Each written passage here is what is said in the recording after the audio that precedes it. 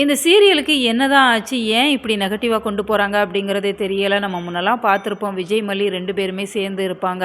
அந்த romantic scenes எல்லாம் பார்க்குறதுக்கு அவ்வளோ நல்லா இருக்கும். ஏன்னா ஸ்டார்ட்டிங்கில மல்லிய விஜய் பிடிக்காத மாரி தான் அவ்வளோ சண்டை போட்டுட்டு இருப்பாங்க. இனிமே விஜய், மல்லி 2 பேரும் பிரியவே கூடாது அப்படிங்கிற மாரி தான் நம்ம அடிக்கடி நெனச்சிருந்திருப்போம். ஆனா வெண்பாவோட விஷயத்தில இப்படி ஒரு சம்பவம் நடக்கும் அப்படின்னு சொல்லி எதிர்பார்க்கவே இல்ல. இப்ப விஜய்க்கு மல்லிய பார்க்கவே பிடிக்கல. என்னோட பொண்ண நீ கூட்டிட்டு வா. அப்படி இல்லன்னா என் கண்ணு முன்னே வந்து நிக்காத அப்படிங்கிற மாரி சொல்லிர்றாங்க. இதையெல்லாம் கேட்டு மல்லி ரொம்பவே கண்ணீர் விட்டுட்டு இருக்கிறாங்க. நமக்கெல்லாம் ஒரு விஷயம் தெரியவே இல்ல. ஏன்னா நல்லா யோசிச்சு பாருங்க, விஜய் உண்மையாவே மல்லிய காதலிச்சாங்களா அப்படிங்கிறது இப்போ வரைக்குமே நமக்கு ஒரு சந்தேகமா தான் இருக்குது.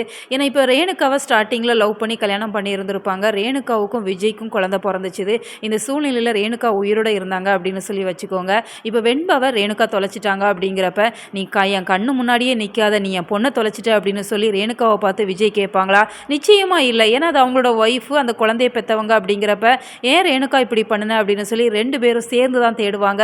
அதுவே மல்லி தொலைச்சிட்டாங்க அப்படிங்கிறப்ப, நீ என்னோட குழந்தைய தொலைச்சிட்ட அப்படிங்கிற மாதிரி கேட்டுட்டு இருக்கிறாங்க. அப்ப இதையெல்லாம் வச்சு பார்க்குறப்ப விஜய் உண்மையாவே மல்லியை காதலிக்கிறாங்களா, தன்னோட குழந்தைக்கு அம்மாவா பார்க்குறாங்களா அப்படிங்கிறது ஒரு பெரிய பெரிய கொஸ்டின் மார்க் அப்படின்னு தான் சொல்லணும். ஒருவேளை இப்போ வரைக்குமே மல்லியை கேர்டேக்கராக வீட்டில் வேலை பார்க்குறவங்கள தான் விஜய் பார்த்துக்கிறாங்களோ அப்படின்னு சொல்லி நமக்குமே ஒரு சந்தேகம் வரத்தான் செய்யுது.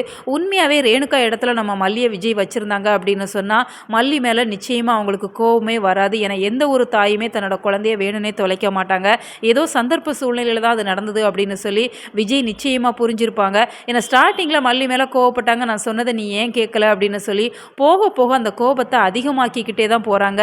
இந்த சூழ்நிலையில் மல்லியோட வயிற்றில் விஜயோட குழந்தை வளருது அப்படிங்கிறப்ப விஜய் எவ்வளோ சந்தோஷப்படணும். ஏன்னா இந்த சூழ்நிலையில் வெண்பா இல்லை அப்படிங்கிறப்ப அவங்க நிச்சயமாக ஃபீல் பண்ண தான் செய்வாங்க. இருந்தாலும் தன்னோட குழந்தை தான் அப்படிங்கிறப்ப நிச்சயமாக விஜய் ஒரு சந்தோஷப்பட்டிருக்கலாம், மல்லிக்கிட்ட வந்து பேசியிருந்திருக்கலாம். ஆனால் அதையெல்லாம் விஜய் செய்யலை அப்படிங்கிறப்ப இவங்க 2 பேருக்கும் இடையில உண்மையான காதல் இருக்குதா அப்படிங்கிற ஒரு பெரிய கேள்விக்குறியை தான் ஏற்படுத்தி இருக்கிறாங்க.